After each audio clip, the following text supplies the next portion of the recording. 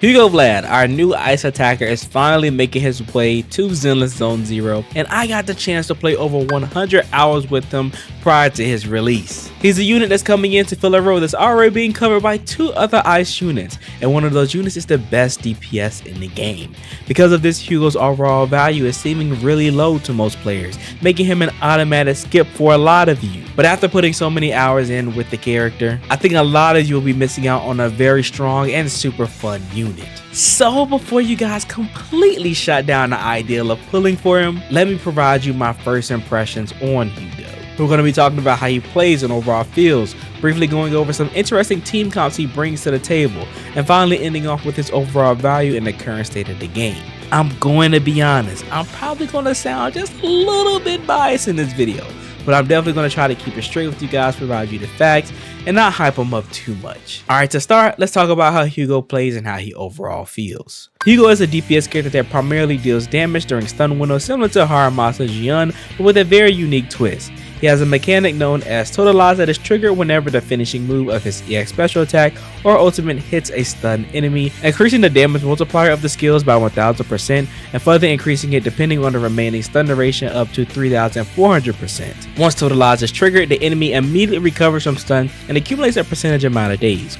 He's also able to increase his crit rate by 12% and crit damage by 25% every time his chain attack is triggered or when he stuns an enemy. So what this all ultimately means is that Hugo is a character that has the ability to nuke stun windows in a single instant. With doing so, he deals a massive amount of burst damage while contributing to days, categorizing him as an archetype known as one-shot. This is a unique archetype that describes the destructive power this character is capable of, and funny enough, it's present in fighting games as well. The idea is pretty much the same, and two of the most known characters that has this playstyle are fellow vampires like Hugo, Slayer, and Nagoriyuki from the Guilty Gear series. Both of these characters deal absurd amount of damage and offer unique tools of their own that make them feel very effective once you understand their game plan. The reason I brought them up because that's Hugo, but in a Zenless type of way. And I also just like making connections to fighting game characters whenever I can. His one-shot playstyle rewards you for properly understanding his kit and rotation, leading to the insane damage output you want while also being a bit of a dazer. This unique game plan then offers Hugo unique team comps and synergy, further rewarding him with even more DPS. This is primarily with double stun comps. If Hugo has one or two stun units on his team, his attack increases by 300 or 900. This is why you see him being paired with units like Lycan and Lighter majority of the time, because not only does he receive buffs from the units themselves, he also just gets buff from them existing on his team in general. I love this defining trait about Hugo because I've been waiting for double stun comp to have some form of shine within the game for some time now. It did exist a little bit prior to Hugo being introduced, but it was nowhere near as strong as it's about to be once he releases within the game. Which luckily for him, he's joining at a perfect time. We've gotten so many new stun units recently in Zenless, and we even have a newer one on the way for 2.0. This means that Hugo has a lot of options to choose from now that he'll synergize with pretty well. Some of the ones I like so far are Lycan Lighter Hugo, like I mentioned before, Shingi and either Lighter or Lycan with Hugo, or even Trigger, Lighter or Lycan and Hugo.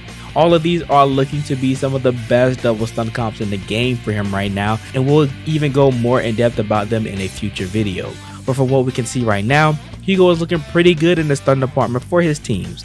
Now something even more noticeable that you guys might have picked up on is that Lighter and Lycan are his desired units for almost any of his team comps. This is mostly because both units offer damage buffs for the ice element, ice damage rest debuffs, and even their own unique buffs for Hugo. So in the perfect world, you will want to run all three of these units together, creating Hugo's best in slot team.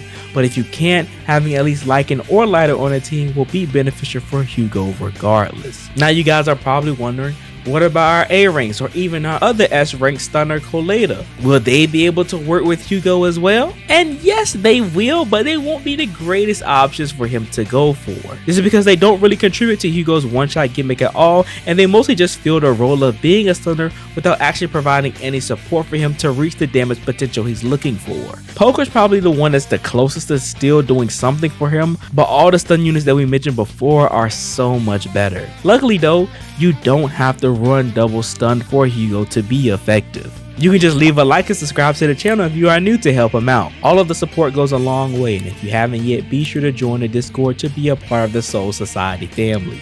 We're trying to get it to be more active and make it a great chill out spot for everyone that loves Zenless and just likes gaming in general. I don't want to hold you guys up any longer though. Let's get back to the video. When Hugo is built properly, he's a unit that can function pretty well with just one stun unit in his team, allowing you to run traditional team comps like Lycan or Leiden with Sukaku and Hugo. You can swap out Sukaku for Nicole, and of course Astro is always going to be a great PM option for almost any team in the game. All of these supports follow the same game plan of increasing Hugo's DPS so that when he's on field during the stun windows, he'll deal a massive amount of damage when Totalize is triggered. This is just like every other burst DPS team in the game right now, and I honestly highly recommend this team comp over double stun teams for my beginner players to focus on.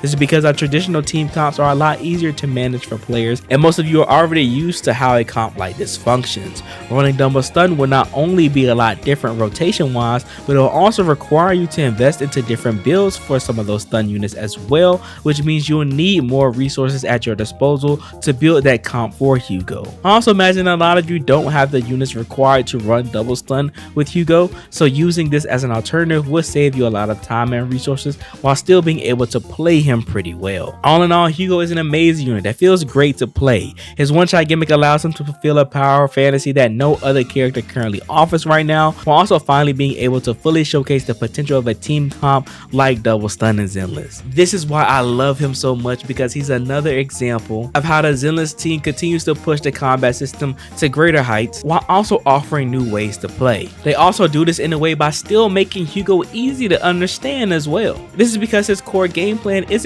foreign to us at all, as he's still a burst DPS unit.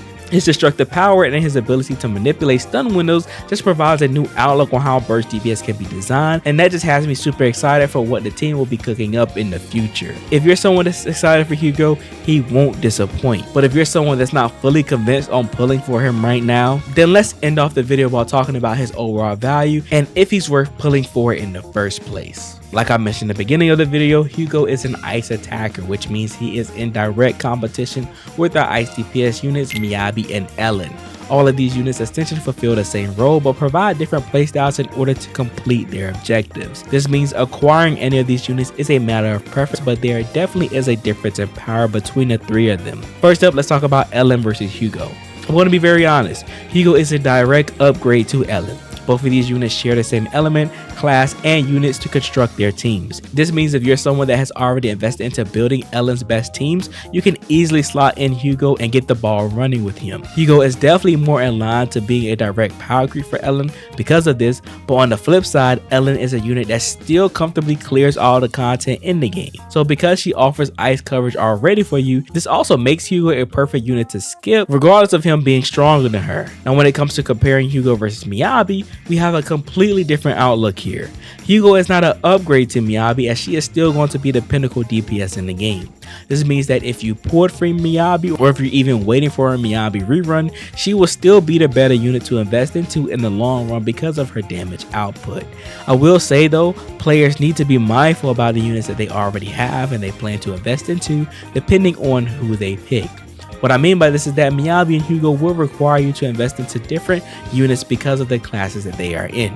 They do have a bit of crossover since Miyabi is pretty flexible with her team compositions, but ideally these units will be running different teams. If you focus on Miyabi, you need to be invested into other anomaly characters, but if you focus on Hugo, you need to be invested more into the stunner side of the game. This is more so the deciding factor of how you will determine if Hugo is worth investing into, because if you don't have any of the pieces that helps him perform well already, you're going to need to invest so much more into him for the future. That's honestly why Lighter will be rerunning alongside him once their banner drops. So I will say Hugo overall is a unit that's worth pulling for. If you are missing ice coverage, you have the desired unit he likes to be paired with, and if you are looking for an upgrade over Ellen. But if you're someone that still enjoys Ellen a lot, owns Miyabi, and or have more units tailored to work with Miyabi, then Hugo is an easy skip for you.